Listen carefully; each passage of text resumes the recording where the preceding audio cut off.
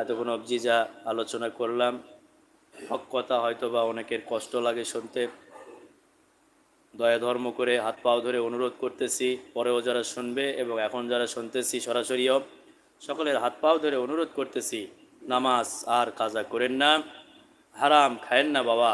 হারাম খেয়ে যেটা কামাই করে পাহাড় গড়ে যাচ্ছেন, সেটা ছেলেমেয়েরা বিবি বাচ্চারা খাবে, আর তুমি কবরের মধ্যে ভয়ানক আযাবে গ্রেপ্তার হয়ে যাবে।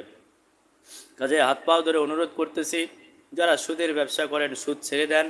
পারলে মানুষ যারা আছি, মানুষকে এমনি সহযোগিতা করবেন, যদি অর্থ থাকে অর্থ দিয়ে সহযোগিতা করবেন।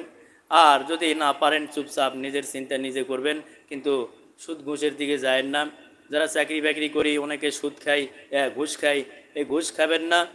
বেতন যেটা পান সেটা নিয়েই সন্তুষ্ট থেকে চলার চেষ্টা করেন। আল্লাহ রাসূল বলেছেন, অল্প আমল নাজাতের দরিয়া হবে, আর অল্পতে সন্তুষ্ট থাকবে তোমরা। তো অল্প যেটা হালাল রোজগার, যেটা বেতন পান, সেটা দিয়ে চলার চেষ্টা করবেন। আল্লাহ পাক যেন হকের পথে সকলকে চলার তৌফিক দান করে, সকলে বলে আমিন।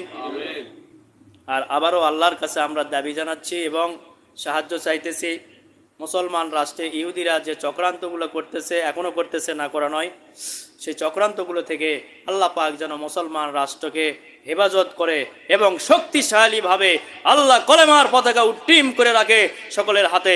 আল্লাহ পাক যেন সেই সাহায্য করে, আল্লাহর কাছে সেই সাহায্য আমরা সকলে চাইতেছি। মহান আল্লাহ যেন আমাদেরকে সাহায্য করে।